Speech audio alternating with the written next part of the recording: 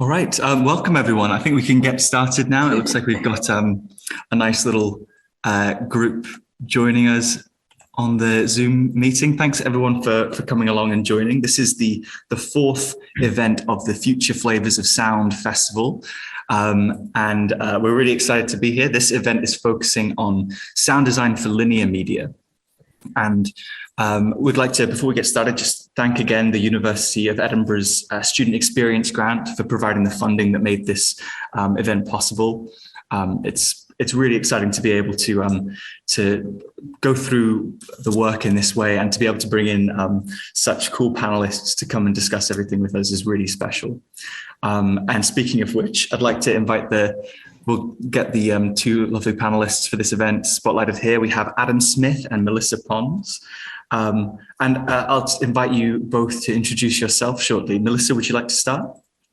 Sure, thank you. Thank you for the invitation also. I'm looking forward. It really feels very cool. So my name is Melissa Pons. I am from Portugal, and I've been working with sound for a little over 10 years. Not full-time all the time, but in the at least in the last 8 years, yes. And I've started with actually music production, and then I went to sound design, and then I stayed there for a long time. And it's been 10 years from now. I very much really started on field recording, and it's really, I would say, like my biggest passion, maybe, in terms of these fields. And I record nature now only, so I'm actually in a reserve right now. I've been here for the whole month in Portugal, and I worked quite a lot also in films and series, especially in Sweden. So a lot of things with the Scandinavian industry. And the television, which is also like really big experience for me. And right now I split my time between field recording and nowadays I'm doing audio drama, sound design for audio dramas, which is quite cool, because then you are not really attached to picture, and the whole world opens up, so it has a lot of other possibilities. I think that's it. If I'm not missing anything, I don't think so. Yeah, wonderful. There's so much stuff. It's really, really great to have you here. Personally, I'm a huge fan of Melissa's Wolves album. Just so many beautiful recordings of Wolves. Really highly recommend it. Thank you. And next we have Adam. Adam, would you like to introduce yourself? Yeah, hi, and again, same as Melissa. Thanks for having me. It's a real honor. So I'm Adam, and I'm a sound designer, sort of composer at a company called String and Tins, an audio post company based in London. We sort of specialize mainly in sort of short form work for advertising, but we do also work in the sort of long form world. So last year we did a couple of Netflix documentaries, and we're working on an animated feature this year. We've got a few studios in sort of central London, and our format delivery kind of ranges from Dolby Atmos, and recently we mixed an album for Max Cooper in Dolby Atmos that will soon be sort of out on Apple Music and things, which will be fun. But in terms of my experience, I'm sort of similar to Melissa. I've been sort of working for about 10, 12 years now in the industry, and sort of the typical way through from starting as a runner in a music studio to being an assistant engineer. And then I kind of moved on from music into the post-production world when I realized that was a thing. And, started working by track laying and mixing sort of quite sort of cheap TV documentaries to begin with for some channels that no one will ever hear of unless you watch TV at 3 a.m. And then kind of started working on animations, and I covered a lot of blockbuster ADR, and I used to be one of the voice recorders for Pixar. And then gradually I kind of wanted to study more, or sort of like put more of my energy into sound design. So I began focusing on that, and it's kind of led me into working in short form and in the advertising world. And some of my work recently has included the sort of Just Eat commercials with Snoop Dogg, which I helped write, and sort of for brands like Xbox and Coca-Cola, loads of collaborations with some really great clients and some amazing people. So I've been very lucky. Yeah, again, amazing to have you here. And it's so interesting to hear someone coming from that world of kind of sound design in that sort of short form advertising format as well, because so much of the sound design that we do encounter daily is in that kind of form. So it's fascinating. Great. So a little information about how we're going to run the event today format wise. We've got 4 pieces of work that we're going to go through, and we're going to introduce each work one by one, and then play a kind of 2 to 3 minute clip of the work so that everyone can see and hear what it involves. And then we'll bring the creator of the work into the call, and we'll open it up to the panelists to provide their impressions and feedback on the work and have a short discussion with the participants. Also, we should have some time at the end of the session for a short Q&A session, so that if anyone in the audience does have any questions for our panelists, feel free to pop them in the chat. We have Harleen, who's going to be watching out for those and putting them all together for the final section. And yeah, I think that's everything. The call is being recorded, which you should have had a notification on, but I'll just remind everyone now. And we can move on to the first piece. So if we'll get the video stream highlighted, and this is Gravity with the subtitle Storytelling Ideation Through Audio by Arthur.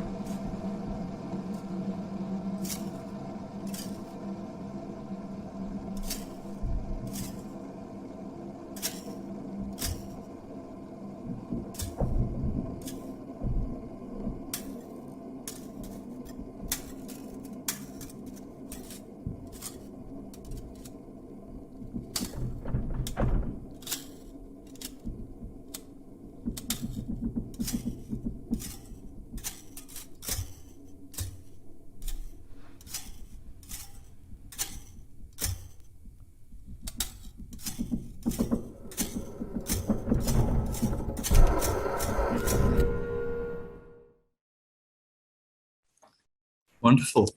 Arthur, thank you so much for sharing your work.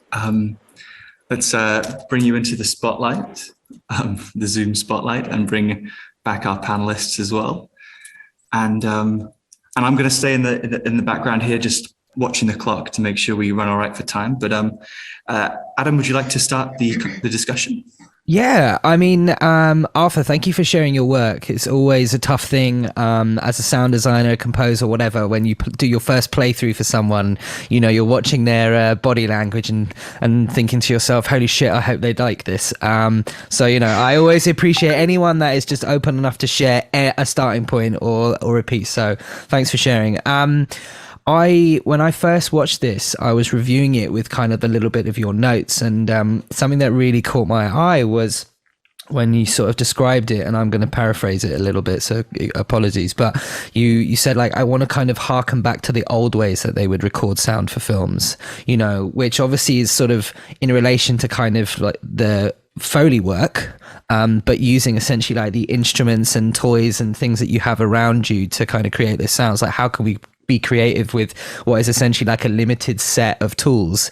And if that was your goal, I think you did a really great job. You know, this isn't using sound effects libraries to fill in kind of some of those lower, thicker sounds. This is kind of an exercise of how can I be creative with limited tools? And honestly, I think you've done a really great job. You're hitting all the points. Like, you can see what you're trying to do creatively. You can hear the decisions that you're making. You know, I think if, say, you'd added that layer of her kind of presence into the piece, like with her breaths and a little bit of movement and things like that, I'd be way more sold into what your work has done. But the way I like to see this, or the way I reviewed it, was if I had like 5 layers of sound effects that were to build this scene, you've kind of done 2 of the layers really nicely, and you sort of used these methods to achieve what your goal was really well. So I was very impressed. Like, I particularly like the kind of piano stringsy sound for the alarm at the top, and like all the spring work, and I'm loving kind of the rattling that you've got going on in the background. Like, you've clearly thought about how to use your microphone placement just to change the sort of texture of capture there, and the EQ of the sound. So, you know, there's some excellent ideas there, and the more you do it, the kind of the better and quicker your choices become. And I was, funnily enough, watching a snippet from Pinocchio the other day, and I found like this video of the old Foley artist from Disney. He was like this old guy, I can't remember his name, but you know, he brought in kind of like these air sacs and kind of bird whistles, and he was showing how he created some of the characters and some of the sort of old like whoop, boop, boop, boop, boop, boop, kind of cartoony sounds. And it just sort of made me feel like my next job basically needs to do this sort of approach. So yeah, they were my overriding thoughts, based on kind of what you were aiming to do. Melissa, would you like to share your thoughts? Sure. Hey, Arthur. First of all, I agree with everything that Adam said. I think also what really caught my attention is that I found there was some originality on the timbre choices that you had, and that you have a lot of detailed and complex work in it. And I think that the sensation that I got is that it really revealed maybe something of you as an artist that is very specific to you, I think. I think there's also kind of brave to do that, to have this exercise where maybe you're not conforming so much to, Absolutely. you know, norms overall. This is really, really great. And, you know, absolutely, I completely encourage you to, you know, continue with that one. I do have just maybe like one commentary or suggestion. And this is when I become like a bit like picky on it. And this is, if you remember or if you want to take note, I don't know, but on the 50-second mark, there's like this some contact sounds. This is when I'm looking through my notes, so I was sure that I wouldn't forget anything. So is when she's floating, there's a little bit of, it sounds like kind of woody sounds. And what I felt with that is that it didn't really correspond to the kind of thing that was happening in the picture. So it felt a bit like contact sounds where she was floating. But I also must say that I only noticed this the second time that I watched. So that not the first time, you know, when you really go into the, you know, to the very details to try to offer you like a larger perspective in it. And what I also thought regarding it is that sometimes you could maybe have a little bit of more punctuation, like more momentum once in a while, when she gets thrown back into the wall after the fire scene. You do have some dynamics throughout the scene, which I think it was really great. I thought all the fire kind of chasing scene was quite good. I love the kind of sound again that you used in that one as well. But I also felt that there was a lot more intensity on the first minute and a half, and then it kind of it's kind of a little more draggy, and I think still there you could maybe just enhance a little bit more. But of course, this is also from my perspective. I also want to make you a little question in a little bit, just to understand more, because I understand this is very specific also to the exercise that you were doing in particular, which is great as a student to have also the opportunity and the window to do that. What I wanted to ask you on the comments that you submitted when we got to the videos too, you said that meaningless of sound when the scene isn't in the void of space. So I mean, if you like to share, exactly like what was your thought behind it? Yeah, well, first of all, thank you so much. I really appreciate those feedback, and make me think of I need to have a bit more clarity on the sound to make everything more understandable. The first idea of working on that scene, and to respond to your question, is that the movie is great. Sonically is absolutely amazing on the space. And once we're inside, we lose this sense of playing on the void and only hear the contact sound and everything. And even if it sounds great, it sounds totally like the classic blockbuster-ish kind of movie. So the idea was to have a totally different approach on the story, and explore tells a completely different story through that. And the progression is going from something that is kind of hopeful to something a bit more dark, and having this turn of the character who's thinking she's gonna escape from the situation, but in reality she's just going down and down, and there's this camera movement and a lot of details showing that at the end, she's just died. She died, and she's just kind of getting buried. And so it's kind of darker, kind of really dark at the end. And there's just those details shared on the sound, kind of, for example, the bell that you hear at the end, or the sound kind of starting to be synchronized and sometimes completely desynchronized with the image. So I might have lost some people in the track for that, even if I was trying to provide. I think one thing that you really reached is that the whole scene was very tense and very uncomfortable.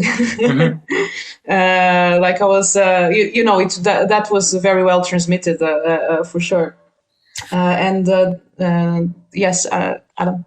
No, I was going to say it's good to know that, because when I ever, and probably the same as Melissa, whenever I'm watching a scene, a lot of the time my sound design choices come down to one very simple thing, and that is to do with physics, the weight of the sound, the depth of the sound, how far close, I'm making all these choices kind of instinctively, and what your sort of task was almost to kind of remove the physics and see what you come up with, so it was interesting to watch, because usually I'd be right, I want to hear more air in the scene, I want to hear kind of this thing passing and but with what your application was, kind of almost flipping this film around, let's take the outside in and let's put the inside out. It's interesting. It's definitely interesting. I wonder if, from a storytelling point of view though, if it really, as an approach, would aid the film. I'd sort of deflect that question back to you. Do you feel like you're in the moment with her with this particular approach you've done, or do you feel like it's kind of more of an exercise that you've done? It's a bit of both, and you should definitely take this scene as a kind of short movie on its own, with a beginning, with a hope of the beginning, and an escape at the end. Kind of Avatar style of the end, when you, as an audience, you don't know if the character passed out or is gonna escape and is gonna be positive and positive. It's really I try to give the liberty of the audience through the song with that. Though if you hear sound of the background, the acoustic one on the piano. There's always tension in it. So that was to keep the audience always aware of something happening. Hope I didn't overwhelm too much, but the idea was really like to question all the time. Yeah, you got a good balance. Yeah. In that regard, I think it was it was well done. And again, I think really a major point is the originality of the timbre, and that's very much your own work, and hold on to that because it's very special, and I think it's very important to keep that as an artist, definitely. Thanks so much. Sure, my pleasure. Okay. Thank you. Wonderful. Yeah. So we do still have a few minutes before we need to move on to the next piece if you want. So if either of you have any last thoughts, or Arthur, if there's anything else specifically sonically that you'd be interested in hearing impressions on or feedback on. Otherwise, we can absolutely move on. No, I was quite interested about like how could I integrate this kind of approach on the team and try to having a talk with the director, for example, to kind of transmit this idea. Of course, this would be the idea of director to have this kind of story, but to mix that with a composer, for example, and the sound design team, how could I share more clearly the thought that I have to make everything more consistent? It's a great question. I think, and Melissa, I'd love to see what you would say, but often it's about having a creative conversation early so that you can try and align your team to what your approach is and what your kind of goal is.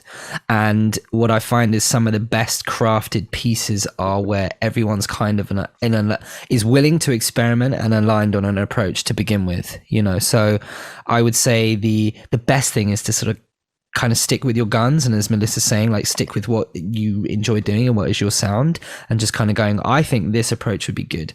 But it's also worth noting that on some projects, you have to tweak your approach a little bit to aid the storytelling.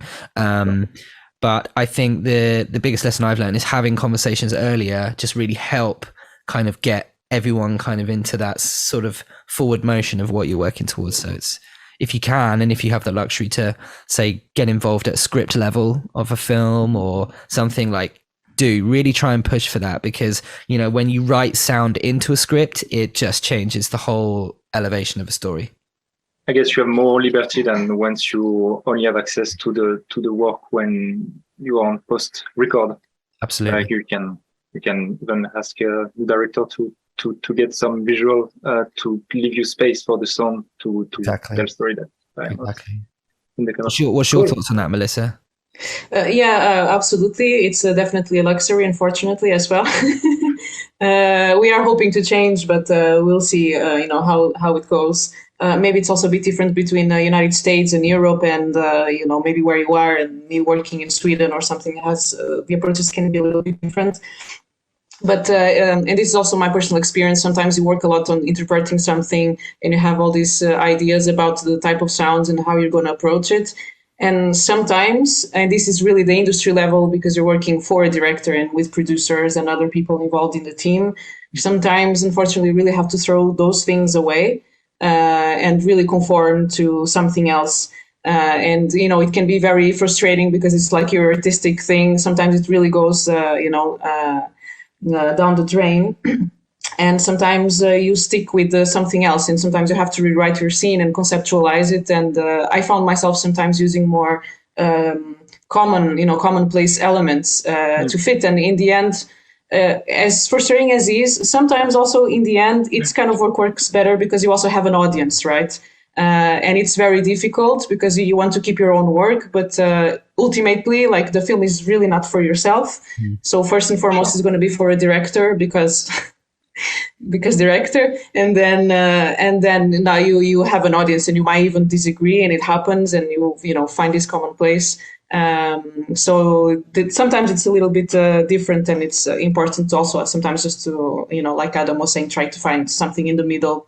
But early conversations to engage everyone in something that can even open more windows that can even maybe open more possibilities even for your own work. But it can be a little bit tough sometimes. So, having the opportunity to be a student and explore all this, it's really, really, really nice because that sometimes gets a little bit more shut down when you go on and work. And actually, it's a really good point. Like, one of the things is never be too protective, I think, of your work. A real example, the other day I did a day's worth of track lay on like a 30-second spot, and it was really full on, and the director came in and watched it and he said, like, this is fabulous, like, I love it, it's action packed, it's big, it's bold, but I think it just needs a music track, so we just take it all out. And I will be honest, you know what, as soon as we did it and it went out with a music track, I thought it's still a really good piece. And it still works, and at least we had the opportunity to try it with sound, But so you should be willing to bin things and start again, and just kind of never take it to heart. Because I think early on in my career, I was like, no, this is the only way this should be done. But actually, there's 1,000 ways, and our biggest job as sound designers is how to continuously keep that creative craft going and coming up with new ways to approach things. Sure. So you're already on that track, my friend. So it's really great. Thank you. Thanks so much. Yeah, I don't know if we have a little second for last question, or otherwise I was really little. Maybe a very quick one. Thank you. We don't really see that much of the Pinocchio approach that you are referring, kind of only fully for film. Do you know how could we make this approach still fun and still a new sandwich for the audience? Because I guess that my approach, at least the one that I took on for this movie, is not the standard way for today. I don't know if I on this one. No. I think I know what you mean. I suppose it comes down to sort of what sort of projects you're working on. Sure. A lot of indie films that I've done in the past, a lot of it is Foley work, and we've tried to sort of not use any sound effects libraries to fill in doors and things and be really raw, and tried to come up with new ways to create sounds. I think there's a part where actually Foley and sound design really does cross over, and sometimes you need to record things, but kind of manipulate it in your sort of DAW to be able to kind of create something new, and use like plugins to mush it and mix it. But that sort of really old traditional raw way, you're right, it's not there. But I think it's about finding the right collaborators and the right project to put that sort of approach on. And the more it's done, the more people will kind of go, oh, that's cool. I mean, Melissa's, recording these amazing sort of field recordings and releasing all these beautiful pieces of work based on this kind of similar idea. So I don't know, Melissa, what's your thoughts? Yeah, in terms of working with other people, I agree 100% with you. I cannot even, add anything. Of course, you always have to take an audience in account, because sometimes I see things that are so abstract, and, my first impression is like, what is this? So you really need to understand the audience, and like Adam was saying, like to go out a little bit out of yourself, but definitely find a team that is willing to risk that, and that you can work together. As soon as, if you were working with other people, if you're working for yourself, do whatever you want. Yeah, totally. Just become an auteur, do your own films. Exactly. Yeah, of course. It's an approach, that's for sure. All right, wonderful. I think we'll have to cap it there, but some wonderful discussion already. And it's so interesting to hear the discussion around the not being too precious about the sound design early on, because I imagine that's probably quite important in terms of protecting mental health as well, going into such a creative career. It can really feel like every time someone asks you to do something slightly different, it can feel very much like a critique on your inner artist soul. Yeah. I think as well, it's important for me to say at the same time, that is a great point, but I will fight for things I truly believe in as well. Just putting that out there. Yeah.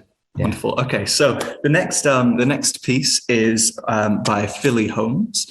This is a piece called Sketchpad, which was a collaborative design process within a group, and Philly was mainly responsible for the design elements, but also for the edit and the mix. So we'll hear that now.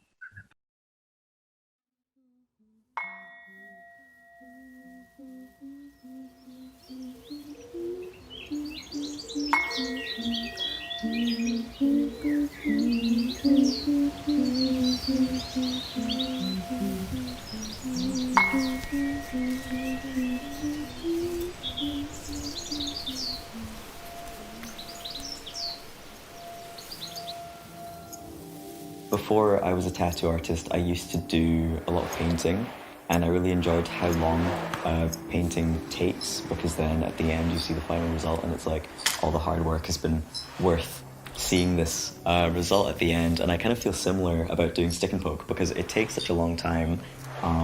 Like, the thing about machine is you can just draw a line and then the line's done.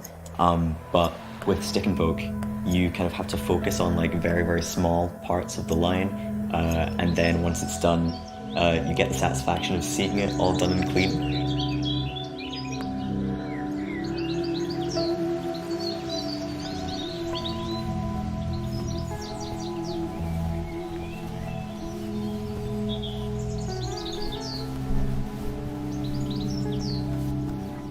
Something that most artists use before they start is fake skin, but it's not really reflective of what skin is like at all. Like, it's just the most similar thing you can get to skin. I think you really just have to tattoo real skin to actually find out how it is. I think the process of stick and poke is a lot more intimate, and the feeling is a lot different, so I think it can provide a very like satisfying and like soothing experience for a client getting tattooed.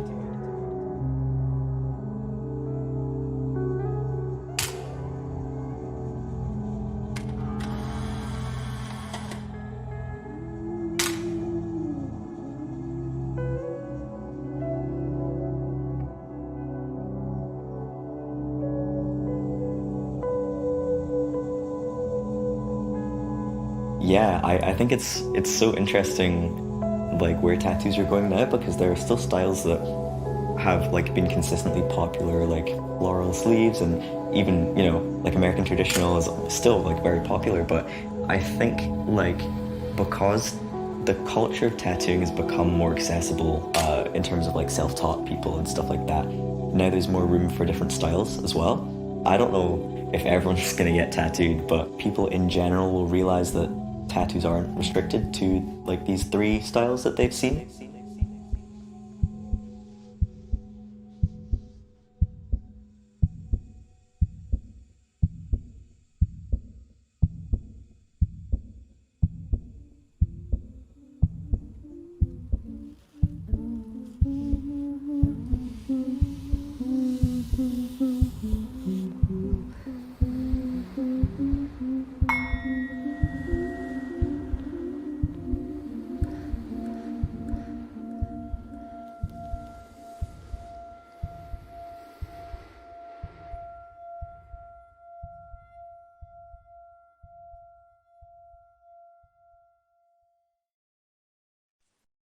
Wonderful. So thank you to Philly for submitting that work. Unfortunately, Philly is unable to join us today, so we're not going to be able to bring him in for this discussion. But yeah, in his notes, he did mention that he was most interested in hearing about how the mix comes across and how the edit comes across. So perhaps how the elements are working together. But of course, always interesting to hear feedback on all the different elements of the sound. So Melissa, would you like to start the discussion on this? I think you're muted. Sorry. So of course, even though Phil is more looking for the mix, I really want to congratulate on the sound design, because I thought it was very nice. The atmosphere was super nice. Also the music, it really brought us in contact, very close contact, as the image is also showing that. So that for me was like something that I noticed immediately as I started to watch. I do like the mix overall in general. I think my only note would maybe that I would have liked to hear a little bit more of everything that is physical with hands, all the skin contact. And these are very difficult sounds because they are very delicate, and it's very, very, very hard to translate that into something a little bit bigger or louder. But because the shots are also so close to skin and the eyes and fingers and everything, I would really have loved to just to feel that kind of physical intent a little bit more. But I do love also that the music is used as is very, very soothing, kind of feel good, but without being too cheerful. that it really brings a really interesting relationship between the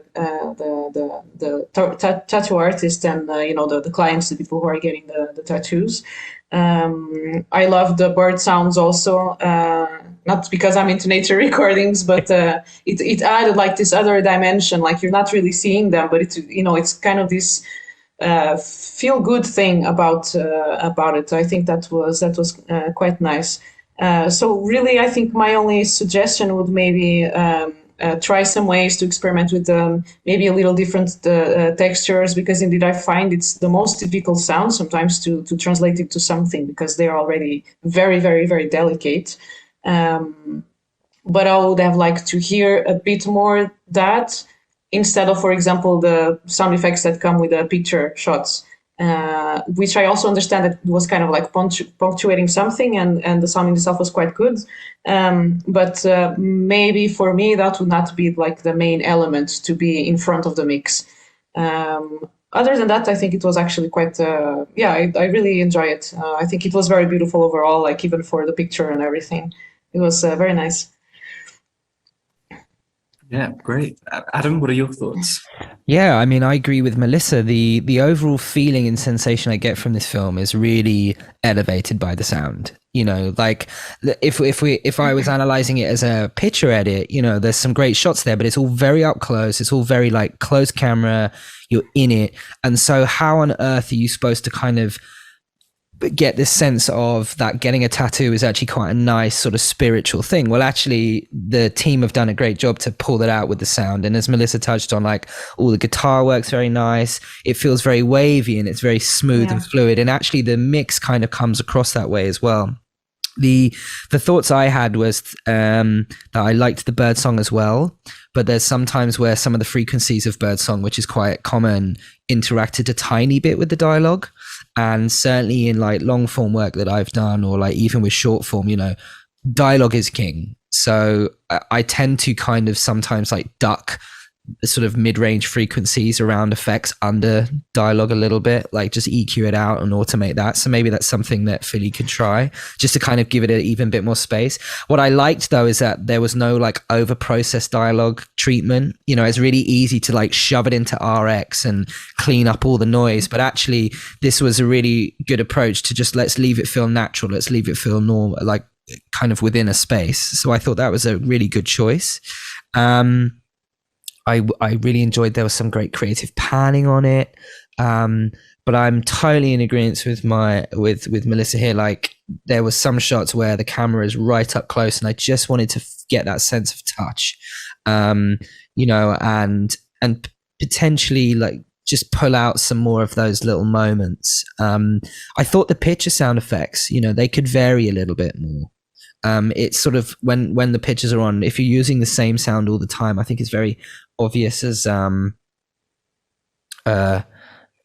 of like an audience member that you're hearing the same thing. It's like if you use the same footstep, but there's no dynamic to it. I'd also like to see how that little picture sound would come across if it had its own little reverb and delay, kind of like the guys used on the dialogue and some of the other effects. It might just help tie it into the film, but yeah, overall I thought the emotion was good, and all the ideas are there. It's just like some more slight finessing on one or two parts, but really, really, really solid work. Yeah, those are all wonderful points. Really, really interesting. I'm just wondering whether there's any. Well, it's interesting. Parasol has mentioned that there's the collaborative process for this video. A few of the other people who worked on the design are actually in the call. Oh, sweet. And are thanking you for the feedback. So it's nice that they could be present to hear that. We've still got a few more minutes. If you have any other thoughts on the video to share, I was thinking whether there was any questions I imagine Philly might have, but none are springing to mind. I'm just having a look. I think actually whilst I was listening, there were some parts where maybe the Atmos dropped off a little bit. And it kind of felt like there was some quieter moments. And it could be one of two things. It could be that it's intentional and it's dropping away, or sometimes like in between dialogue, you know, you have that like little ambient kind of mono fill that as a dialogue editor you would grab and you would keep as your holy grail, as sort of, and you duplicate it thousands of times underneath just to kind of keep noise in a scene. And it's something that took me a while to kind of get my head around when I was starting out, but actually some noise is good, because it kind of keeps you in the moment and doesn't take you away. So maybe there's something that the guys can look at with just filling one or two holes, or just being like hypercritical in terms of, so I've got a really itchy nose for whatever reason. You know, they could kind of just be hypercritical as to, is there a little break here? Do we lose a little bit of something in one or two moments? That was just one note I think I've put down, but no, honestly, I didn't have too many comments. Yeah, and just to follow up on Adam, is also because all these sounds are so like breezy and earthy and everything. I think it's really has a great ground to do that continuation with this noise. So there's really no reason to. The continuation is always very important. Like, so of course, as we know, so we don't have these sort of drops. But yeah, totally agree with Adam. Like, it was really very, very nice work. Yeah, wonderful. Brilliant points. Excellent. I think we can move on to the next piece then. So next up we have a piece.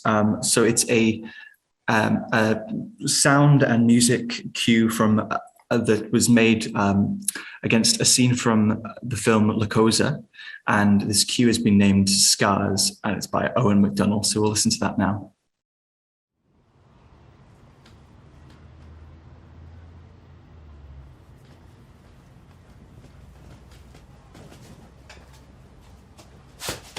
Wenzenjani? Uyagodola? I'm your guest.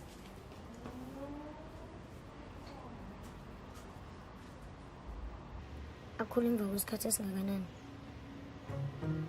Yini ekhulayo? Amanxeba. Ekho le nto ekhulayo. Bekunjani?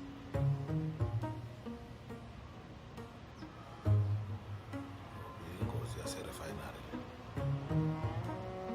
Waqhuba umlilo. Wathanga.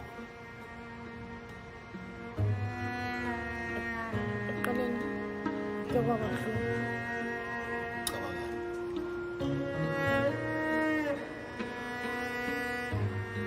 Yini libuhlungu kakhulu ukusha noma amanxeba?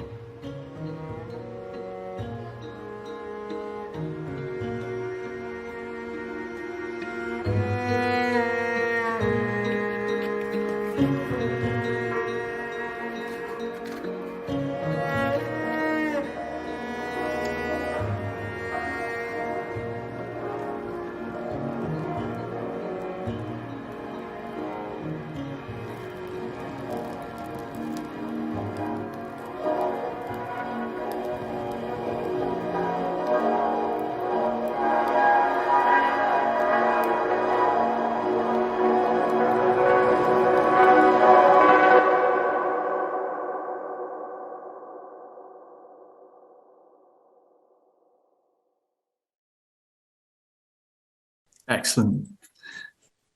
Very, very intense. Again, unfortunately, Owen is unable to join us due to internet issues, but has sent a message with a big apology and a huge thank you to the panelists in lieu of his presence. And he's also given me a few questions to kind of add to the discussion of things that he'd be interested in hearing comments on. But maybe before we get to those, for just open it back up to you for initial thoughts. Melissa, would you like to start? Sure.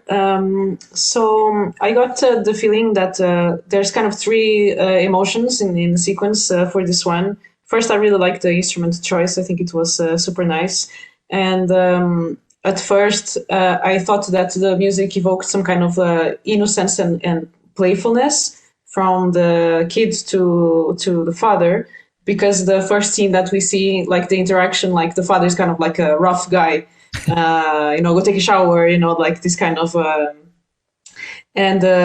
am not sure if the kid is. It also, these are things that kind of keeping open, but about this playfulness and this innocence, he's so innocent, he's so caring and kind to his dad. He's doing asking about the wounds and also treating them and taking care, and very curious, because I think maybe he's speaking about something that is so traumatic to the father. But in this sort of innocence, and try to get to know his father. And I think the music brought always that playfulness. Like I feel it's very much through the eyes of this kid while he's trying to approach it. I'm only really talking about the feelings and the emotions that evoked, of course. But I think it's also kind of offering another perspective, like that the father is kind of thinking what happened, and is also like he's opening up to his son a little bit, and it opposes a little bit of the way that the two characters are presented in the very first scene. So when it comes to more the legato part, I think it really approaches this element quite well. And so there, I feel there's like an attempt on the characters to have this empathy and disclosure between two of them. Of course, not knowing the context of the film, but analyzing just this cue. And then the continuation is, I think it's quite good. I would say this throughout the three parts of the music as I see it. And when it comes to the scene with the little truck that the kid is putting fire on it, my interpretation is that the kid is somehow trying to understand like the father's wounds, like he's putting fire to this thing. That was my interpretation. I would have loved to have asked Owen what exactly was the message that Owen intended behind this. Even though I like it, I like the mix and I like the elements, I am really not quite sure, because it comes to this part that is a little bit tense with all the instruments. But I was a little bit, I'm not sure if it was very clear, so I can only have this perspective from the picture and the sound together. But overall, I think it's like very, it comes with some kindness, like the music brings this up to the audience, and it's very obvious, like this kid's innocence and like how, but maybe he's also a little bit smarter than it seems, or that is showing.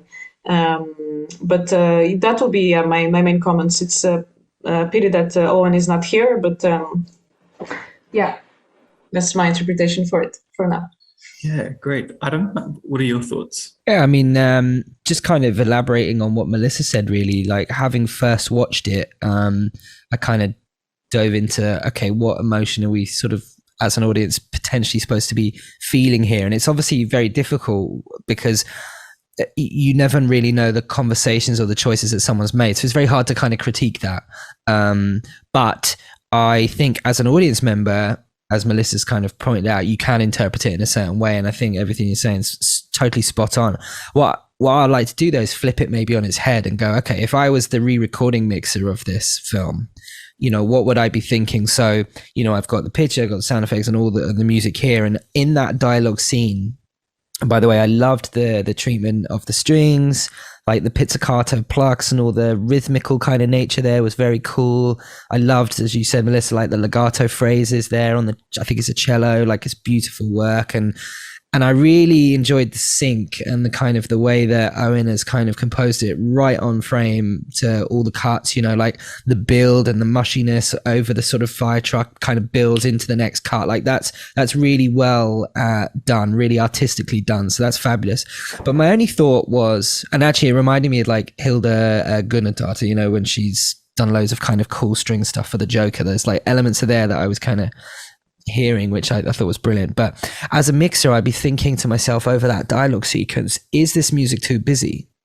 Like it's quite a trait of some film composers where, unless it's a big action scene, they might just be doing loads of work and you just have to grab the fader and just pull it all the way down.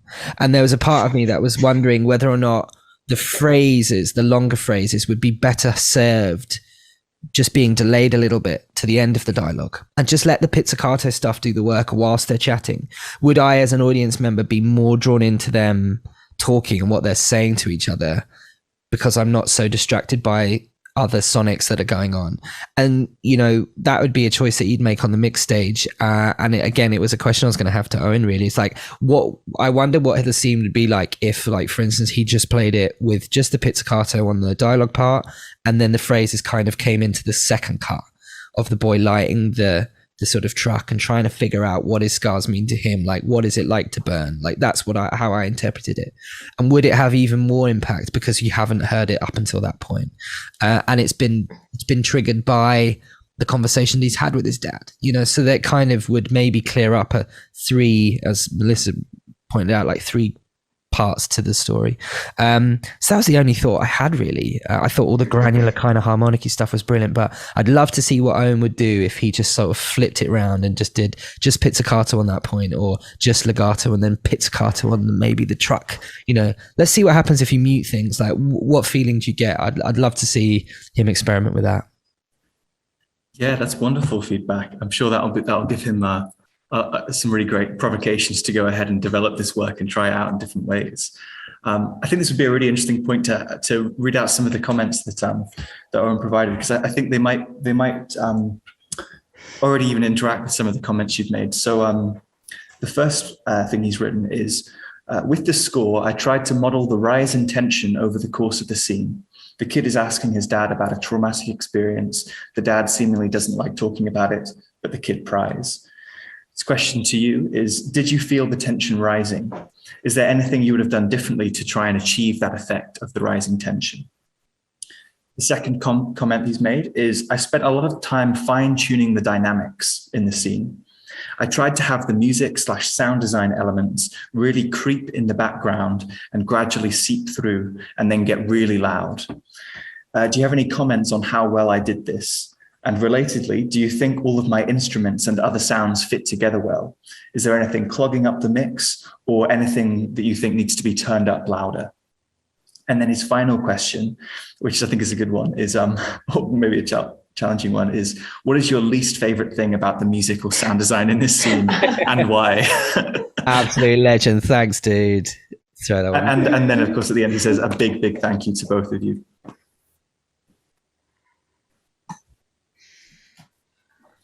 Do you want to take that one, Melissa? Yes. Yeah, of course. So I think that the tension, the comfort about that Owen is asking, I felt it was more driven through the acting than the music, because again, I think the music, not completely, but in part, it brought like this playfulness that I talked when I was commenting before. And I think that, the music doesn't have to play the same role as the dialogue, like, bring more or what is needed to the scene. I don't think it needs to match all the time. I do think that, I know the industry works in a way, but I do think that, often we forget that a film is composed of all these parts. And I like when sometimes the music is a bit more prominent, I know this is a crime in the industry maybe sometimes, but I like when things are a bit more risky. Do you mind repeating the other question? The Absolutely. Second one, I think it was 3, right? Yeah. So the second one was any comments on how well the effect of the music and sound design slowly creeping in the background and then finally getting really loud at the end, the kind of dynamics of it, and whether the sounds fit together well, whether you think there's anything that clogs up the mix or anything that needs to be turned up louder, or vice versa, I guess. Personally, no. I think, especially for the last scene, I think there was space to bring more. Again, I am not sure what was Owen's intention with the message that Owen wanted to convey. Sorry, but and maybe there was a chance to risk more, depending, like, is he trying to show the kid's relationship to trying to understand the father's wounds, or is it something that has more to do with the father? I suppose the first one. but it's really not clear also because we don't have the context of the something else. But I do think that there was nothing like in the dynamics or mix on this part between the elements that caught my attention in the wrong way. So I wouldn't think so. And the very last brave question, what was the least favorite part of music and sound design, or was it? Yeah, absolutely. What was your least favorite part of this music and sound design, and why? Yes, no, I don't think I can actually answer that. Like, there was not an element of no. But again, I think maybe just add more to the end. But also, as Adam was saying before, I think the continuation to the other scene and the way that kind of kind of jumps and drags, I thought it was also quite good. In timbre, I also thought it was very beautiful. I could listen to this song, to the music separately. I thought it was quite nice. So yeah, that's my comments. There's nothing wrong, nothing to hate in this drum, not at all. Very nice. And Adam, I've got likely questions here, dude. Tension wise, I agree with Melissa. I was on the first watch more taken back by what they were talking about than the music. So in a weird way, the music kind of did its job by getting out the way of the story a little bit. But I also agree with Melissa in terms of how can we kind of take more risks here. I wonder if there'd be more tension if, and this is just a personal preference, if it was a little bit more long drawn out harmonic kind of string textures rather than pizzicato. When I hear those boom boom boom boom sort of picky strings, it's kind of a little bit more rhythmical, a bit more playful. So I don't hear it as something tense. I kind of hear it as a crime podcast, This Is American Life, boom boom boom boom boom. I'm sort of more in that world with that style. Whereas if you were hearing kind of a low double bass, detuned and just really rich string sound, very long drawn out, would that add more tension? It'd definitely be something worth playing with. But I think he's nailed it on the truck. The truck fire, the mush there, the way it all builds and there's stuff happening. That's brilliant. And that relates to the second question. Does he hit the dynamics right? Yes, absolutely. Because it's kind of building up to this point and then it lands and we cut in. Do the sounds fit together? Yeah. I think, obviously they're going to kind of jump into a mix and things. Personally, I'd have Foley up a touch more, hearing kind of the texture of the footsteps on the wooden floor and things like that. But considering we're focusing more on the music and kind of the relationship and the scene, I think it was doing very well. And my least favorite bit is it ended. I wanted to watch a bit more. Good answer. Any further comments, or shall we move on? No, nothing. Yeah, we can move on. I'm sure hopefully we'll get to some good questions in the Q&A at the end as well, so we can elaborate on some more of this stuff. So moving on to the fourth and final submission that we're going to be looking at in this event. This is from Sinclair, and this is two redesigns for two films, which we're going to play back to back here. The first one is for the film Kill Bill, and the second is the film Toy Story.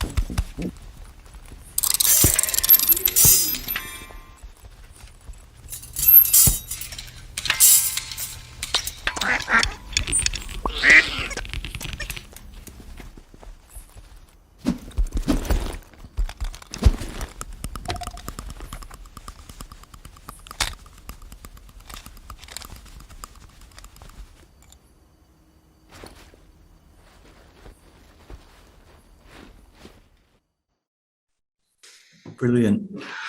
Wonderful. Lots of stuff to talk about there. So now I'm going to invite Sinclair to come up and join the spotlight, and I'm going to duck out, and maybe Adam, if you'd like to start the conversation on this one. Sure. Sinclair, I'll just kick off with a question. So what were you trying to achieve with this, with redesigning these two scenes? So the first one was Kill Bill, I was trying to get some inspiration from the background of the film. So I don't know, I think not the composer, but whoever produces the soundtrack is part of Wu-Tang.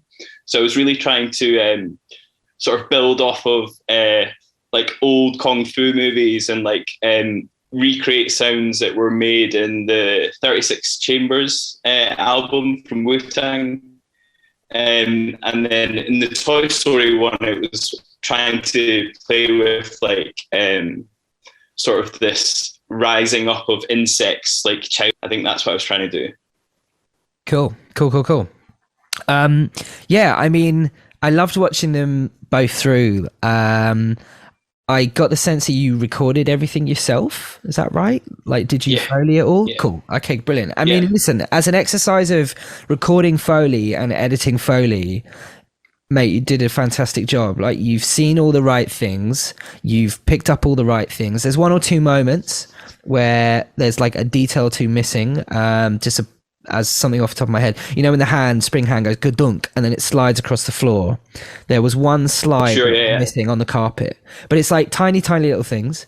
But in terms of recording Foley, editing Foley to a scene, awesome work, really good. It's a very difficult thing to get your eye in on detail, and it does take a little while to get used to sort of what to look out for, and you've done an excellent job at picking things, making sure you're getting sort of the right textures of sound. Again, it goes back to what we were saying earlier, the physics of things. I really liked a lot of the whooshes and things in Kill Bill. I'd love to see that with your Foley, with the dialogue from the two actresses, because that had so much more to it. But the thing that I think you can really kind of work through with these two pieces is your choice of reverb, how you're embedding it into the scene. In the Kill Bill, the kind of more open, longer verbs really work nicely, because it's was that for the sort of sharpening? Yeah, they're stylistic, they're very cool. But in the Toy Story one, there was a few times I think I was hearing one or two little reverb choices where I thought maybe you attack it more it's in a smaller room, because you can try and sort of embed sounds in, but if you use the wrong reverb, it sounds like the wrong sound. It's like putting a gated snare in the middle of your scene, you know? And also I would love you to go and dive in on EQ. There's a lot of low mid sort of stuff and the sounds that you've recorded, which often happens when you just have kind of one mic. There's a build up in certain frequency ranges, because that mic, for instance, the Sennheiser 416, it has a quite low MIDI boost, because it's a hypercardia type thing. And maybe just going through certain sounds and just filtering out some of the low end and taking out some of the ringy kind of notchy things, in the spring spidery baby head. That's going to give me nightmares. Sure. Even though I've watched it many times, there's one frequency there which you could whip out, but otherwise, I thought you're hitting all the right parts. And if you had your another layer of taking library sound effects and adding that in as well, which is obviously something that you would do if you were on the sort of final dub stage, to have those, it would sound epic. You've done really good work there. It's really cool. Thanks very much. That's all I have to say. And Melissa, would you like to share your thoughts? Sure. I really agree. It was really nice work for me. It was super enjoyable to watch both. I would like to comment both separately, but on Kill Bill, for example, I thought there was a lot of complex and a lot of layers and really good work. I thought that was pretty cool. And when I opened the link, and I've done this for all, but when I opened the link, I didn't see any of the comments or any of the description. I only saw them afterwards, so I didn't get any kind of influence of what was going on. So at first, I thought that the work was major. The majority was Foley. Then I understood there was like some added elements, and that makes me and. You've done a really, really good job with both completely. What I wonder, though, is that there is a little bit less sound design elements, where there's sometimes you could maybe just punctuate some stuff. Although I do think that especially when you punctuate anticipations, like before, like a major hit that throws one of them to the floor or to the wall or something like that. Those also very nicely thought things. And I thought that I would love to hear what Adam could say about this, because I imagine that this varies maybe from like a type of industry or country or even production.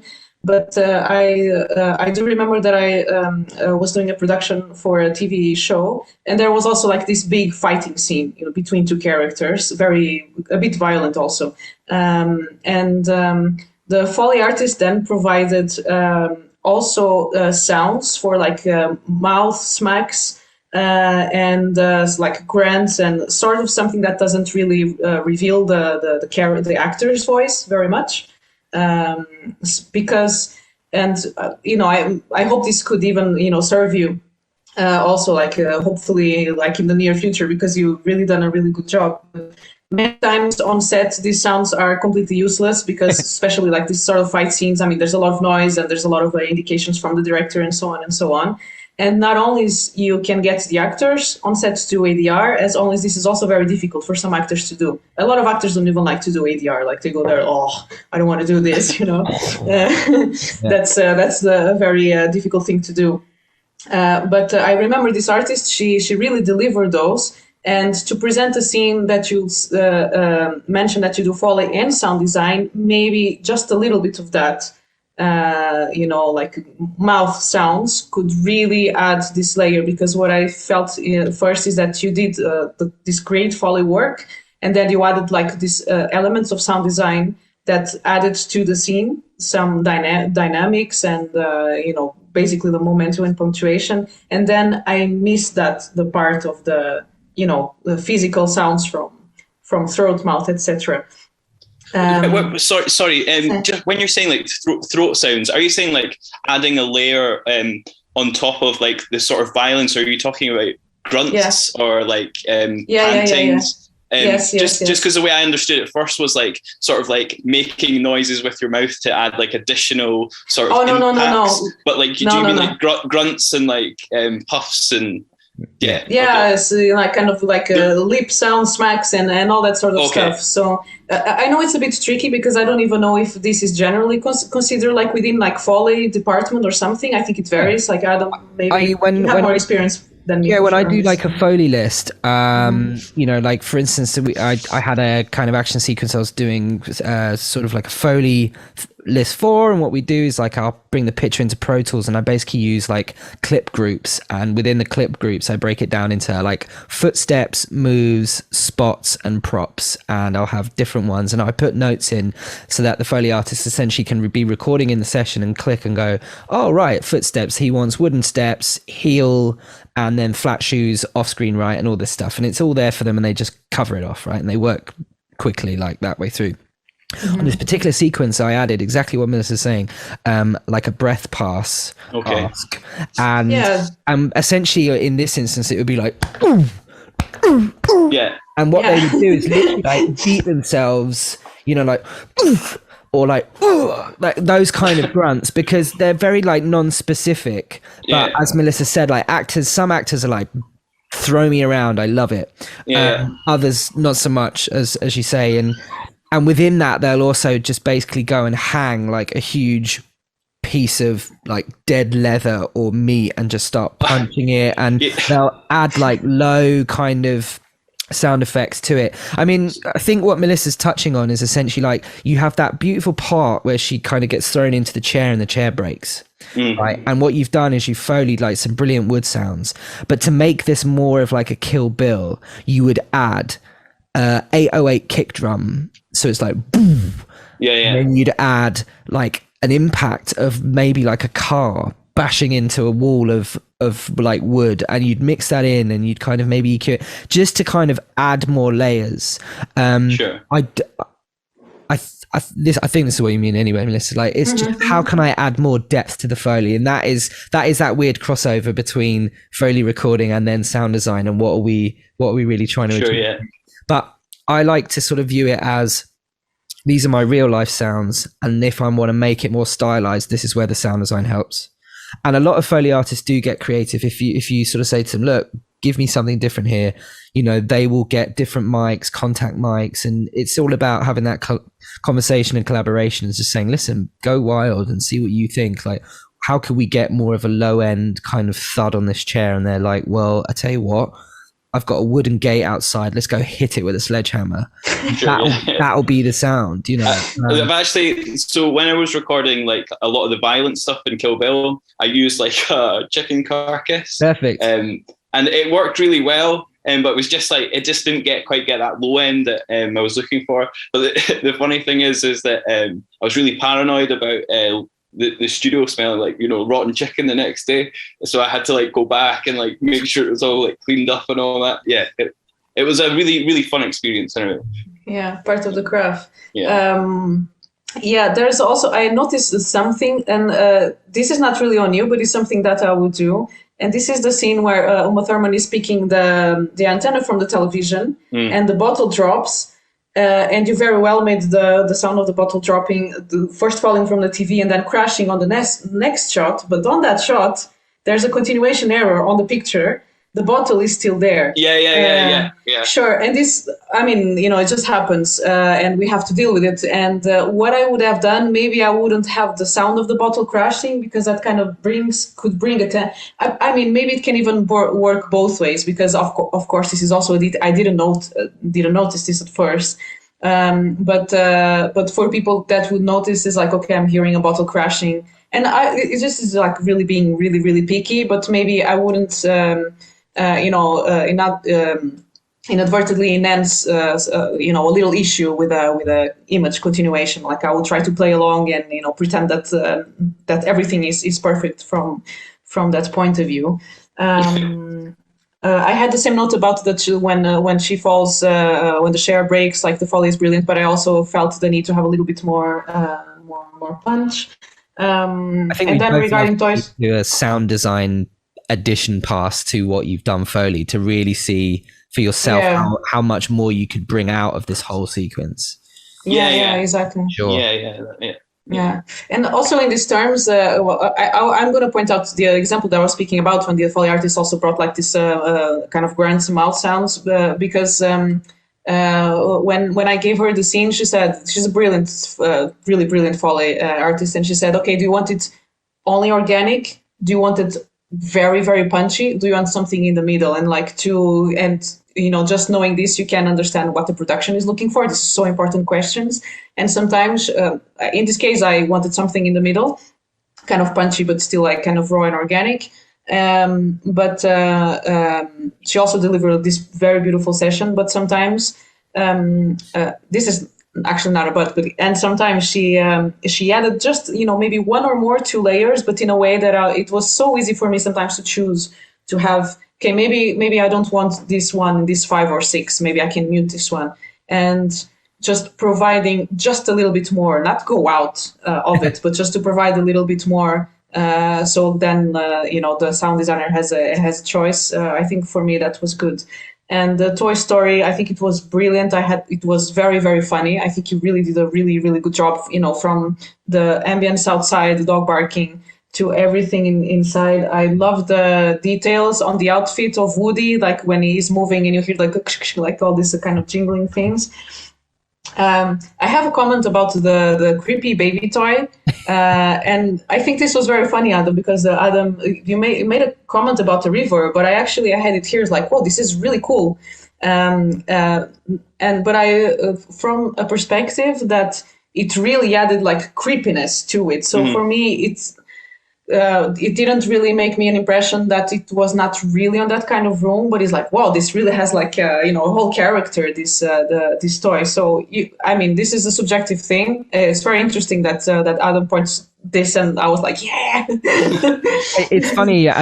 For me, it was the frequencies of the sound. Like, when you get to cinema, like those mid-range frequencies, and listening, it's like Jesus, because there's some of them are horn-based speakers. Like they really get on people's ears, and like especially those like squeaky, like kind of metal things. They're constantly like notching the kind of the peak elements out.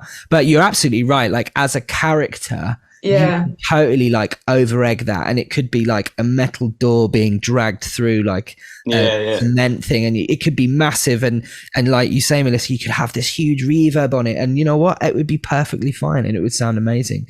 I mean, Toy Story is just a beautiful film and a beautiful example of getting sounds and using them to create characters, you know. Like even the like all the RC cars and things, they have like their own little kind of musical textures. So yeah, you're absolutely spot on, Melissa. It was more the EQ I was picking up on. Rather. Because I'm remote, I'm using this, so of course it doesn't translate in the same way as speakers. But you know, from an aesthetic point of view, I thought it was really cool. I also really like, now I'm sorry, but I don't remember exactly where this was, but it was between 1 minute and 30 seconds and 1 minute and 33 seconds. There is this great harmonic transition that was really, really good. It was went in to a minor harmony, you know, when the creepy toys were like, you know, kind of being shown. And it's very discreet, but I really loved the 1 minute 30, 1 minute 33. So I'll need to check it out. I can't remember. But it was really, I was like, yeah, this is really good, you know, very good taste in choice, I think. And, you know, if I may just, I think I had like here just 3 suggestions. One also comes with something that Adam was saying. And this, when Woody is basically doing this with his fingers, there's a lot of low end to it, and I think it probably has to do also like with the microphone proximity, because again, this sort of sounds really difficult to pull out, right? But maybe it just you know, cut a little bit on the low end could have done it. But I also felt that it again, taking account, it's so difficult to make these sounds happen, but then it didn't match very well like the rest of the Woody's body sounds. Okay. But this is, you know, a detail. Also, the other toy that is a man's head on a rolling thing, and then it pulls like this arm.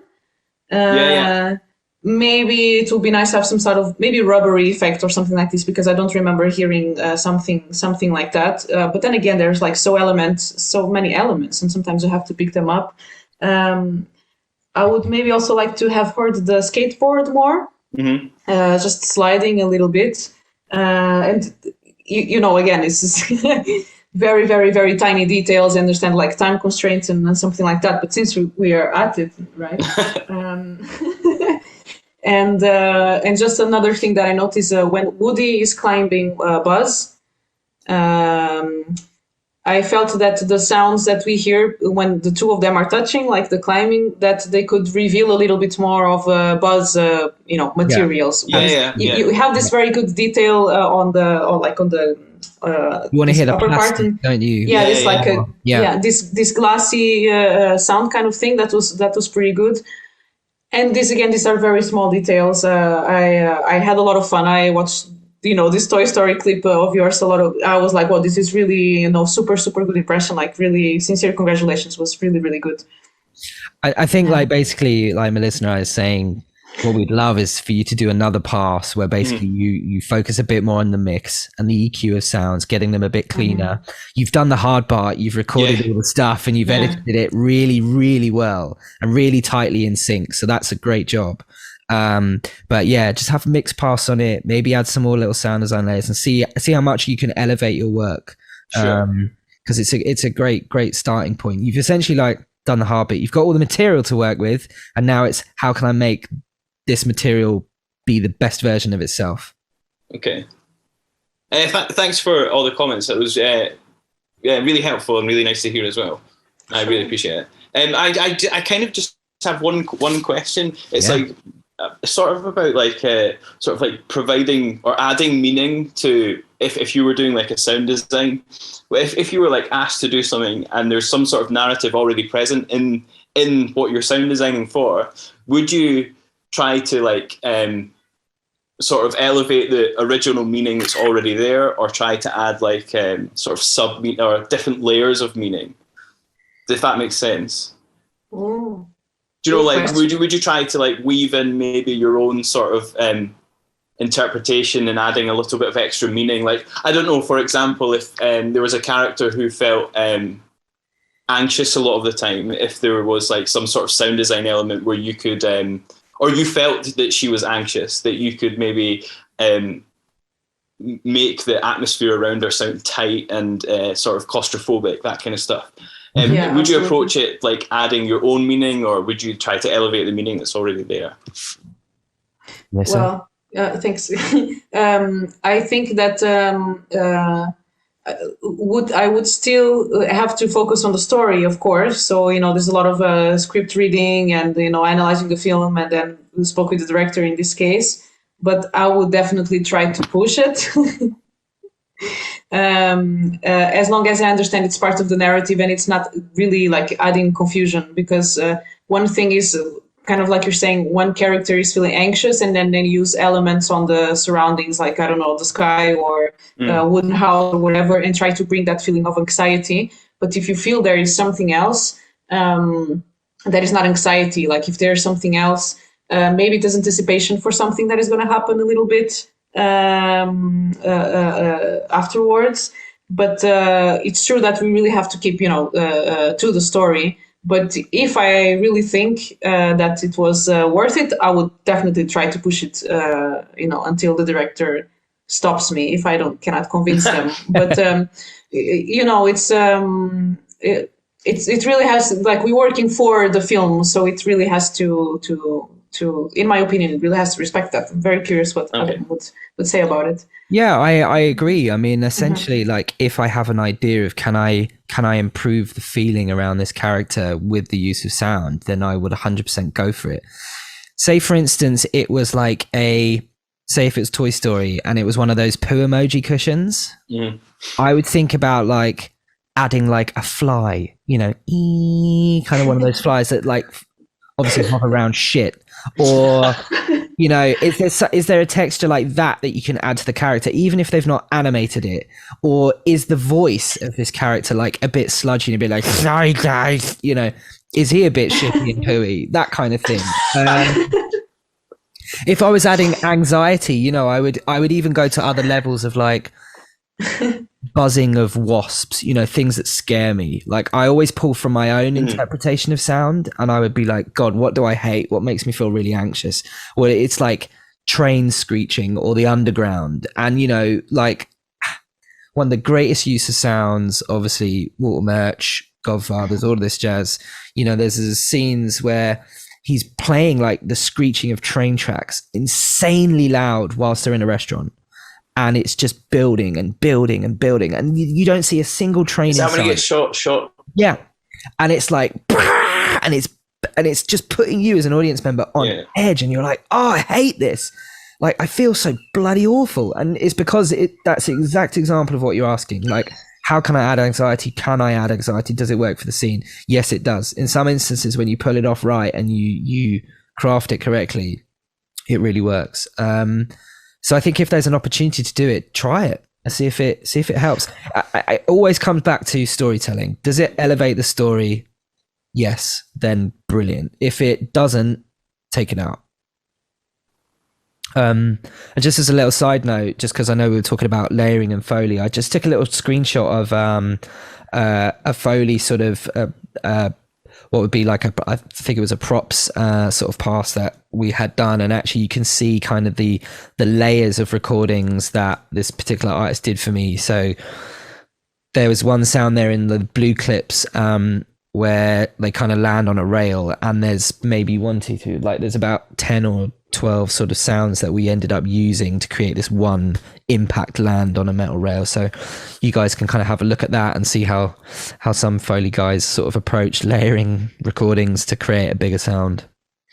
It doesn't have to just be one mic getting the one sound. You could record the same thing 3 times, pitch one down, pitch one up, mix them together and see if that adds like thickness to your sound. So yeah, I just thought I'd share that just so you can see how guys approach a bit of layering in Foley.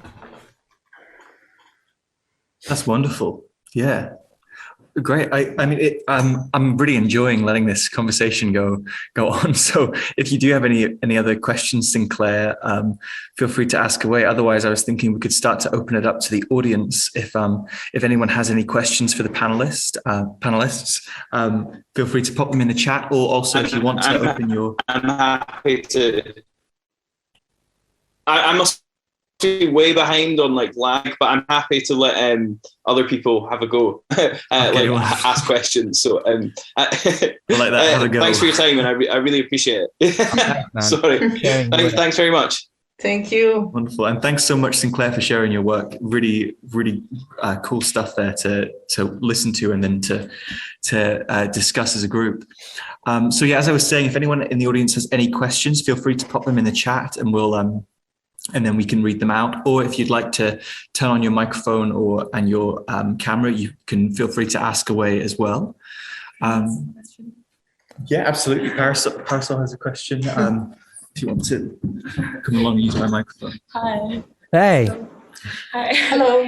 So I always face difficulty when I trying to make sound heavy, because like when you are recording outside or somewhere, so the common way is cut off the low frequency, so you will lose some frequency. Yes. So to avoid the noise, so when you face this situation, and if you want to achieve like the very heavy sound, what do you do? Great question. Melissa, do you want to take that one? Are you happy for me to? I think you might be way more experienced than me on this one. So it's a really interesting question, Parasol, because I approach it in several ways. Because we're mixing now a lot of content and shows that essentially people are going to be viewing on their iPads on a train, listening on their headphones, or they're going to literally be watching it on their phone in bed, cupping the speaker like this. Low end is one of the trickiest things to get right in a mix. How do we maintain punch? There's two ways that I like to attack it. The first is what sounds I use and how I layer them, and how I kind of separate them down. So I tend to kind of split it into frequency bands. So I will always start with a low mid-range sound for an impact, like something low and heavy. And what I'm looking for there is like good kind of 200 to 500 hertz energy, like bang, like something that's really impactful. And then what I will do is I will think about maybe filtering off some of the lower frequencies, so maybe up to about 60 hertz. And then I'll find something, or I'll take the same sound that I will use as kind of the lower impact thud, and I will put that underneath, and I will tend to filter that off to a point where the two are kind of blending together, but I'm getting more of my sub range frequencies from this part, and I'm getting my low mid frequencies from this part. But now they're kind of working as one, because I've sort of looked at it as a kind of human hearing range, right? But they're working as one sound. And sometimes what I'll do is I'll just take the sound effect that I'm using, and I will drop it by like 12 semitones, and I'll filter out all the crap and just keep the low part of it. So I'm sort of using the same sound, but it's gone from like a doo to a ooh, but all I'm going to be using is the ooh kind of part, and then ultimately I add saturation, I add harmonics. I love using Decapitator by Sound Toys, just a tiny bit, just peppered in, or Saturn by FabFilter. Any of the Waves plugins, like there's some stuff by Refuse software, like Low Ender, like if you're looking to add real kind of sub harmonic frequencies, and actually the Avid one, the Pro Sub Harmonic, is fabulous. Like I use that a lot.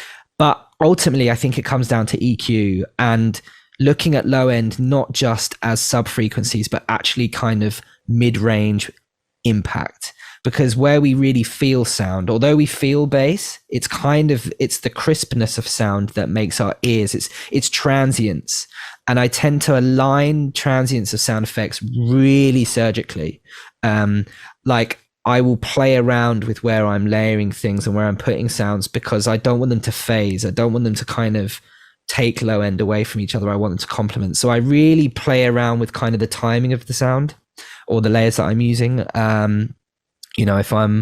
I've got like a cinematic hit and a gravel crunch, I will try and find out where the transients for both those are and line them up so that when it hits, my speakers are going to be moving at the same time, sort of like an old music kind of approach. The kick and the bass needs to be in because you're trying to move the cones like in the same rhythm.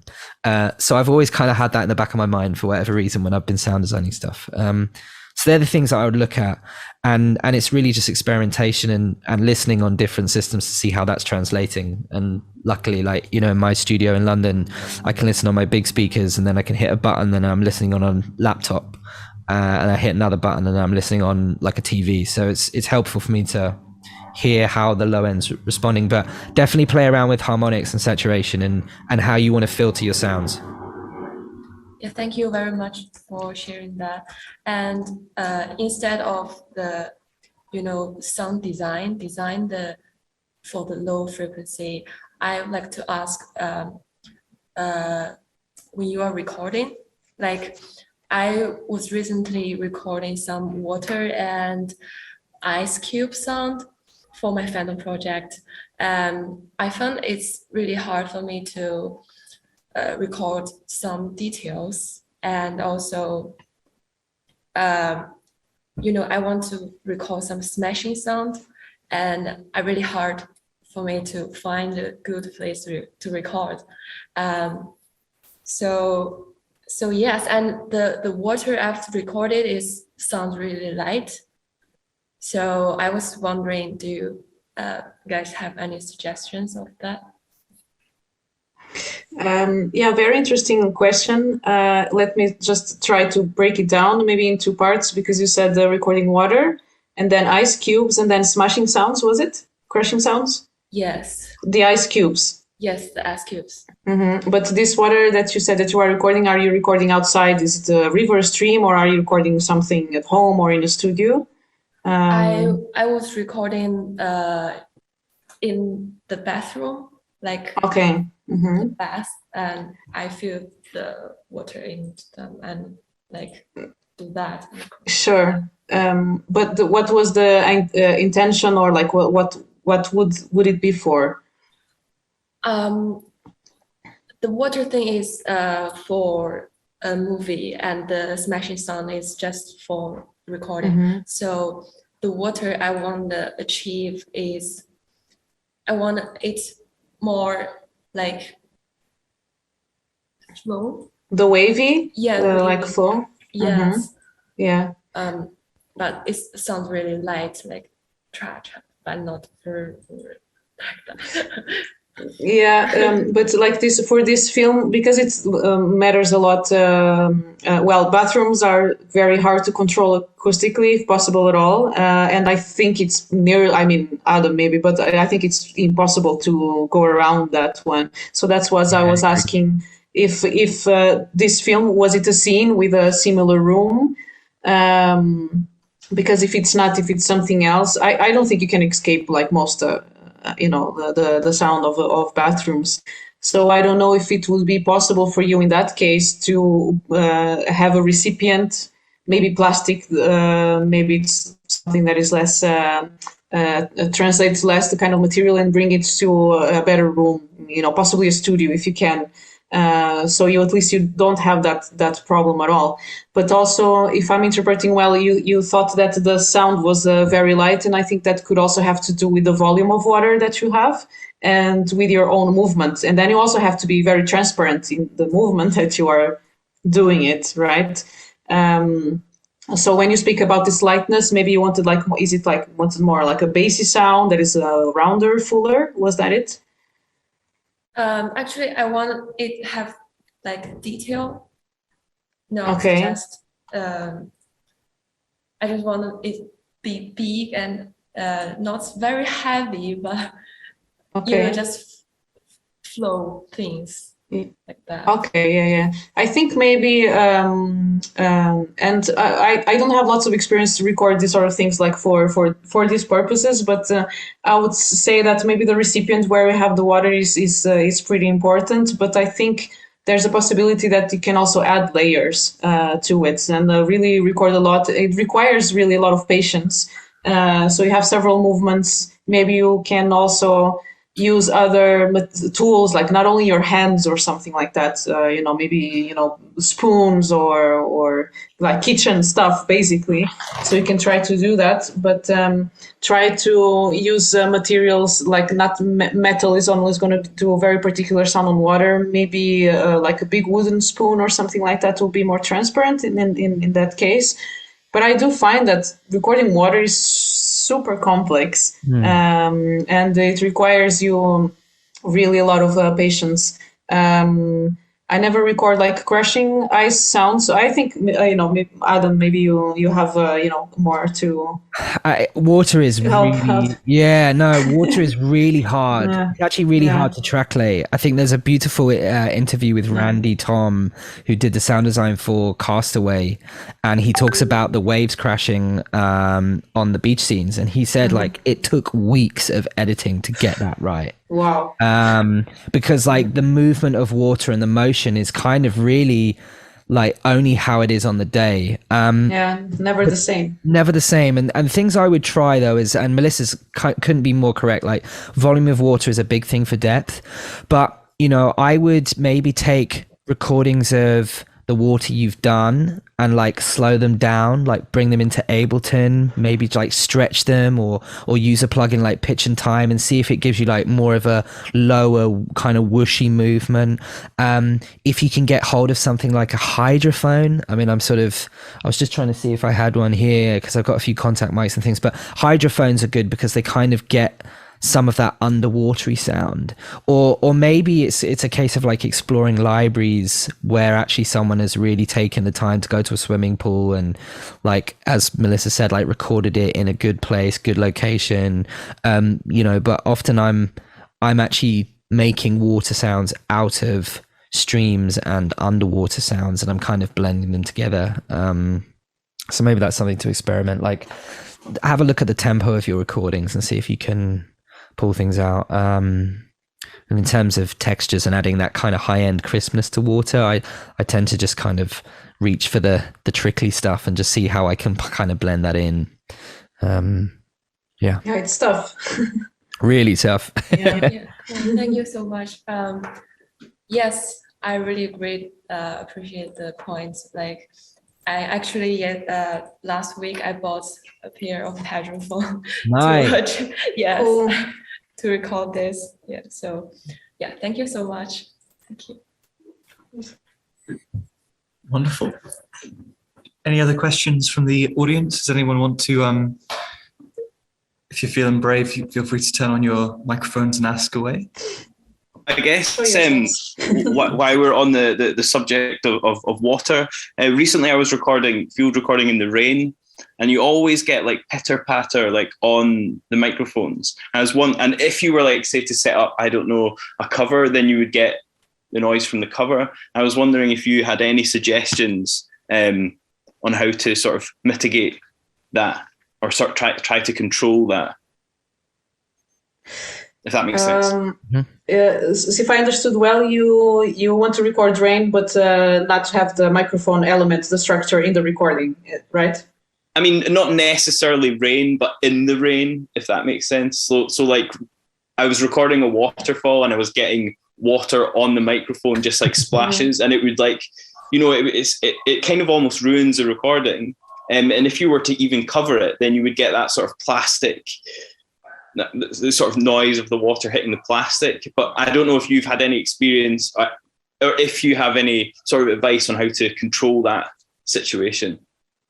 I leave my microphone sometimes when it's raining a little bit. I kind of know until when it's okay. But this is not an advice because you can risk losing your equipment. But I don't know now exactly, but I can look for that and maybe send an email. But I think it's Gordon Hampton that has he built himself this kind of foam structure that he puts over his gear. That is, very transparent. Of course, because you cannot really. That's not an element that you want in the recording.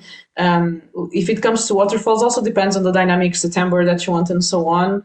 If it's a very strong one, maybe one thing that you can do immediately is just like to pull the microphones away. That's very obvious. So I'm sorry for saying something so obvious, but it's really hard. So I think that's why a lot of people, when you look through a lot of recordings of rain in libraries, you will always hear like a structure that is like, maybe the how do you call those front part, like a Porsche, like in front of the house, and like maybe you just want the rain in the grass and stuff, but you only hear it on woods because it's very hard to go around. But I will look for that one because I think it was a very good example and something that you can probably do it yourself. And I will send it later on an email. I know it had foam and some kind of structure. Some other field recordings in nature settings, they use sometimes trees, especially the ones that have big leaves, to provide some sort of cover, but there is always like a risk factor for it. Yeah. Thanks very much. Sure. Yeah, wonderful. I've got a question that we got earlier that's it's I guess slightly broader, but it's about the experience of kind of working collaboratively on these kinds of sound design projects. And specifically, the question was phrased around working on a piece of work as a sound designer, where there's also a composer involved as well. How does that kind of change your approach, and how do you kind of approach that collaborative element between sound design and music? Yeah. Oh, Adam, I think you're muted. Sorry, yeah. Melissa, you happy if I take this one first? Yeah, you should take it all. It's a great question. It always comes down to the project. Some projects I've worked on, I've been lucky enough that I've also been the composer. And so my sound design and my composition are really closely linked, i.e. like the sound effects and the Foley choices I'm making, I'm recording sounds within the key of the song. Or if I'm putting like a doorbell ring in, I'm making sure that it's in the key of the root note of the tune that I've written or the piece that I've made, just to really kind of link it all together. I'm a bit of a stickler for hearing sounds that are completely off key to what the soundtrack is doing. I think a lot of sound designers kind of instinctively don't make that choice. Like Baby Driver is probably the most excellent example of like music and sound design working together well. How does it work collaboratively? Well, I'll be honest, on some projects it really doesn't. Like, we just get given a piece of music that the composer's done and you have to work that into your scene, and sometimes you have to re-sound design your whole scene because you're like, holy shit, this is a big score and I need to kind of get out the way. And actually it just comes down to you as a sound designer to make a good instinctive choice. And it's probably a discussion that you've had with the director or the producer, and you're like, you know what, I think the music is doing much of the heavy lifting here, so all I'm going to do is accent certain moments. There's other times where the sound design will supersede the songs, like in Sound of Metal, like the hearing aid stuff, like it supersedes the score and the things that the team did there. But you could tell like they had worked very closely, and it comes back to what we were saying earlier. Can we have a discussion as a team early about our approach? There's been certain projects where I've actually given the composer a tempo map that I think would fit a scene, or I've asked him to send me what he's doing click wise even before he's written it, just so that I can maybe accent certain sounds on the bar and on a certain beat. If you can have that dialogue early and kind of have those conversations, it just means that the work will be much better. But if you can't have them, then what you can do to be a good collaborator is make choices as to either getting out of the way or just how can I improve this, or how can I tweak my work to make theirs better. And it's also like what the discussions you'd have on like a dub stage or when you're doing a final mix for a piece. You know, you're sat there with the team and you're saying, do we need the effects to be as loud here? Is it the music that drives this scene? Does the effects then take over in this sequence? You know, and it's about kind of conversations, what's best for the story, can we collaborate early as a team? And if you don't have that luxury, it's like, okay, well, let's just make choices for the piece we're working on later down the line based on which part needs to really lead the way. But it's great if you can have that conversation and work with people closely early on. Adam, can I ask you, has it ever happened that someone drops the music or intention to have a cue because of sound design? So they prefer the sound design. Has it ever happened? Yeah, I think there was an indie that I was doing.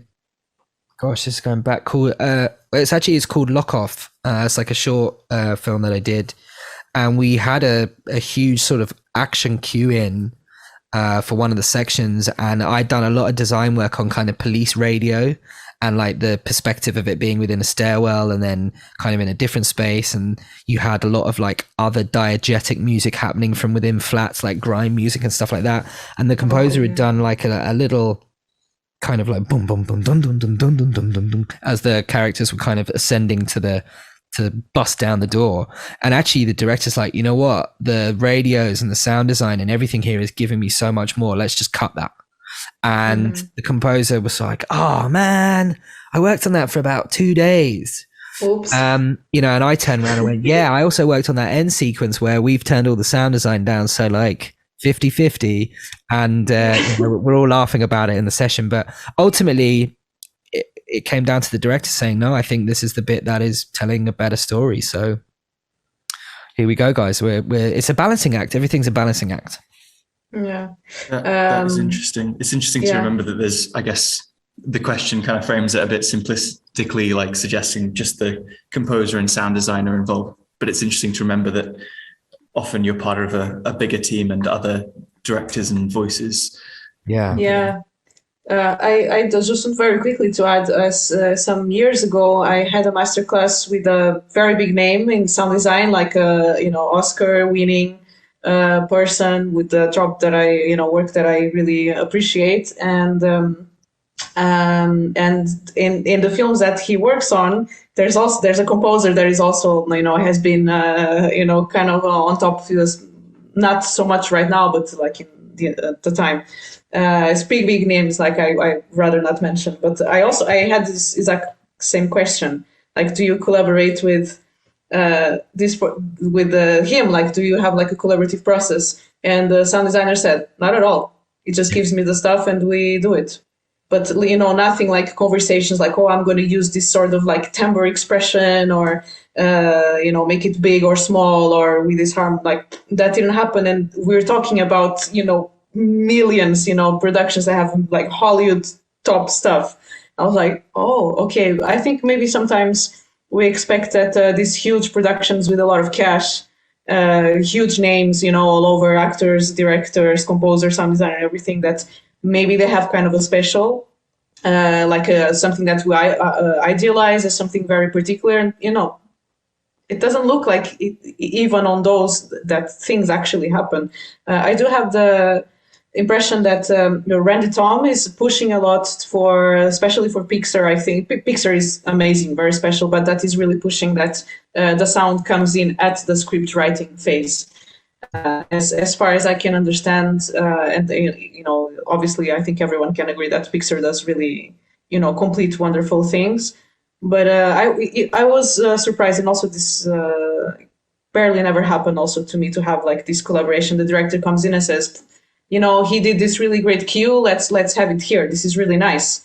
And sometimes I don't even have stems. Most of the times I didn't even have stems. Like I had, it's just an MP3 because it doesn't know where the original is. Like he only has this MP3 right now. So, but I really like it. So let's put it in. I'm like, okay.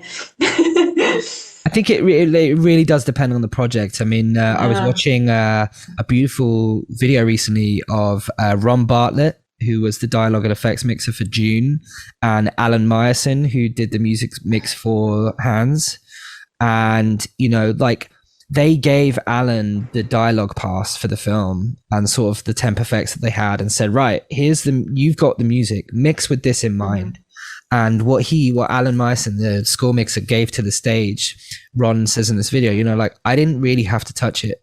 I think they went to his house and they did some cool Atmos stuff, but that was an example of the team were allowed to discuss and kind of come up with a process that made the film better, because they were sharing things and being collaborative, and it just meant that the music wasn't getting in the way of the dialogue. They could make choices, and so therefore they had a better experience on the dub stage, you know, where time is tight and time is money in sound. And but you know, on short form stuff, I do speak with the composers a lot, but at String and Tins, for instance, we're quite lucky because I'm briefing the composers with what the clients want the music to sound like, you know, so I'm kind of writing the music brief, and it's sort of tying into the sound a little bit, but yeah, it's something I think we would both, or the sound world really wants more of, right, Melissa? We want to kind of work closely, but I think what you're saying is when you're a bit of a bigger name, it's like, oh no, you know, I'm XYZ and here's my music now.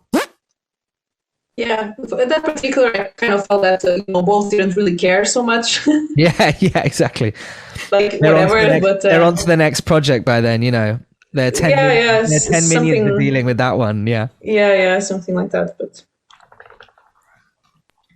wonderful. Are there any last questions from anyone in the audience? We might be able to squeeze one last one in if anyone has any. If not, I might just. I might have, if my camera's working. Yeah, Hervé, come on in.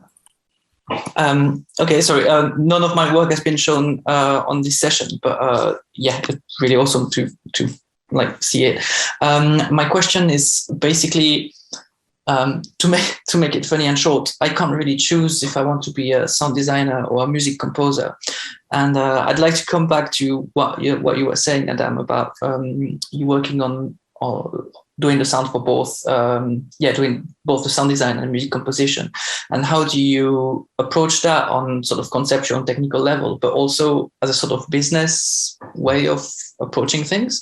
Because I have probably a bit of a stupid preconception that if you're a good composer, you cannot also be a very good sound designer and vice versa, which is a bit provocative, but it's not, I'd like to know how you approach it, basically. It's fabulous question. I think it's actually quite a simple one to answer, though. When I first started, like 10 years ago, as if I was very old, like I'm 33.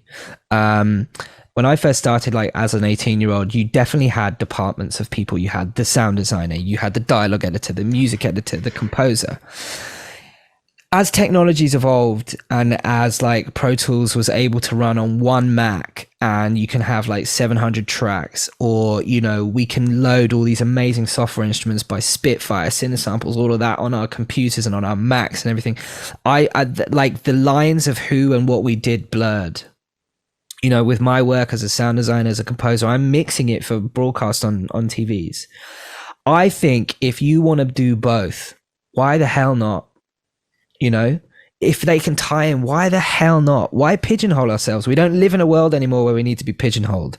And if you want to be great at both, be great at both. If you want to just focus on sound design, focus just on sound design. I think the answer is what's your skill set? And if you think you're good at both, then offer up both. You know, there'll be some jobs where you'll just win it as a composer.